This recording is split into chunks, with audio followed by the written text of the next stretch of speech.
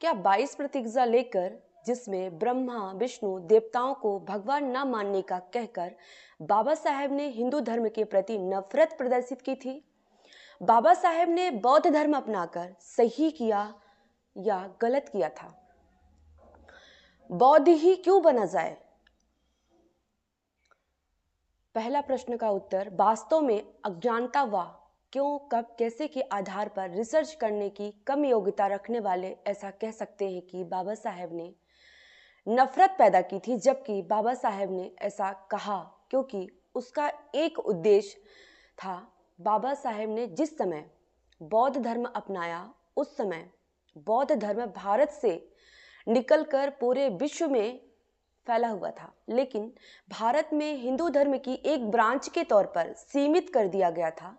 गौतम बुद्ध को विष्णु का अवतार बताकर बौद्ध धर्म का स्वतंत्र अस्तित्व भारत में खत्म कर दिया गया था। बौद्ध स्थलों पर ब्राह्मण धर्म से जुड़े लोगों का कंट्रोल हो गया था।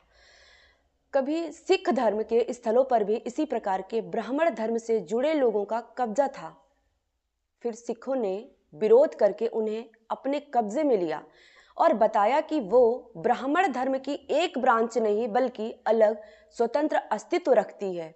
उदाहरण के लिए, वर्तमान में जैन धर्म के लोगों के धार्मिक क्रियाकलापों को देखकर कोई विदेशी सीधा कहेगा कि यह लोग ब्राह्मण धर्म से जुड़े हुए हैं।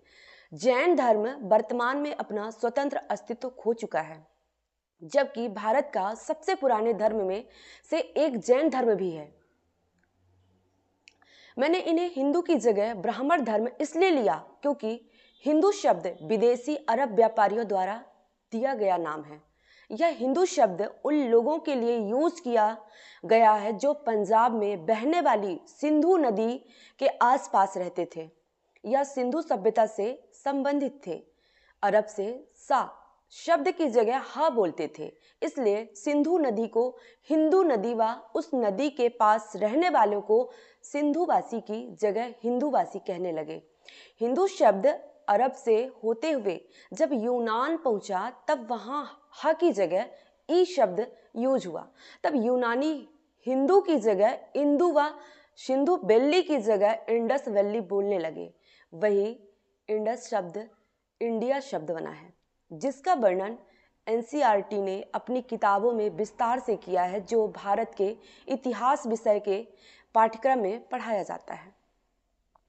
वास्तव में अरब ईरानियों ने यह नाम हिंदू उन लोगों को दिया था जो एक विशेष सिंधु एरिया में निवास करते थे।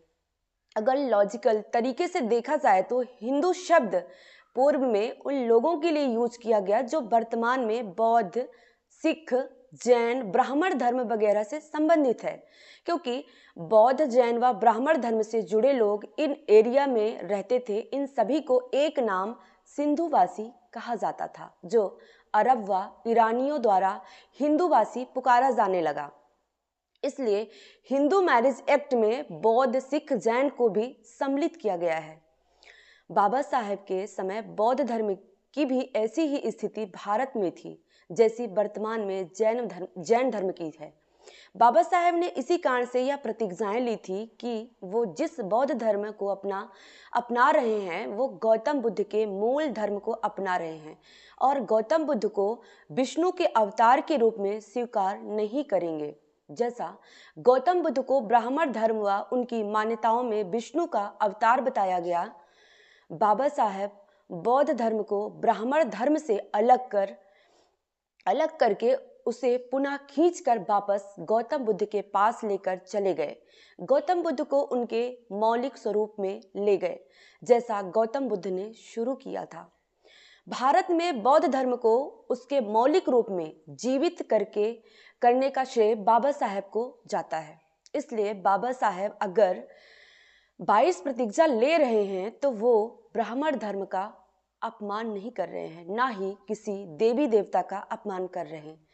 वो बस ये बता रहे हैं कि वो गौतम बुद्ध को स्वीकार कर रहे हैं, तो पाखंड, अंधविश्वास या किसी देवी देवता के अवतार के तौर पर गौतम बुद्ध को स्वीकार नहीं कर रहे हैं, बल्कि उनके मौलिक स्वतंत्र स्वरूप को स्वीकार कर रहे हैं। जो 22 प्रतिज्ञा लेता है उसे यह बातें ध्यान में रखनी चाहिए, इस प्रकार से व्यक्त करना चाहिए जिससे इसका सही उद्देश्य सभी को पता लगे। ब्राह्मण वर्ण इसे अपना अपमान न माने। दूसरा प्रश्न, बाबा साहेब ने बौद्ध धर्म ग्रहण करके सही किया या गलत?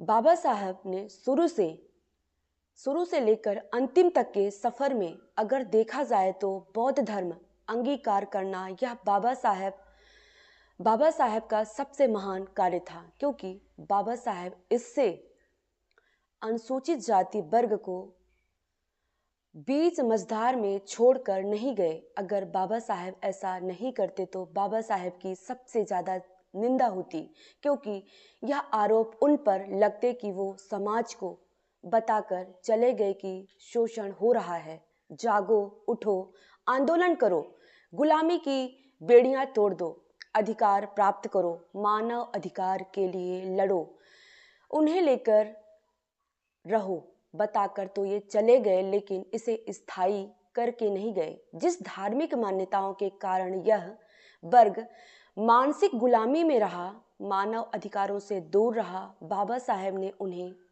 एकाएक इससे बाहर ला दिया। लेकिन प्रश्न यह उत्पन्न हो रहा था कि वर्तमान में अलग हो गया है, लेकिन क्या बाबा साहेब के बाद भी वो अलग रूप में परिवर्तन करता रहेगा या फिर अंबेडकर के बाद फिर से उसी में समा जाएगा, जहां से डॉक्टर अंबेडकर लेकर गए वहीं पहुंच जाएगा?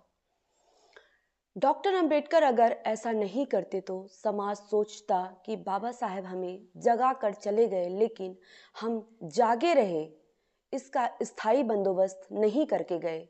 इसलिए बाबा साहेब एक स्थायी समाधान देकर चले गए। यह अनुसूचित जाति के लिए एक वरदान रहा कि बाबा साहेब अपने निधन से कुछ माह पूर्व स्थायी बंदोबस्त कर चले गए।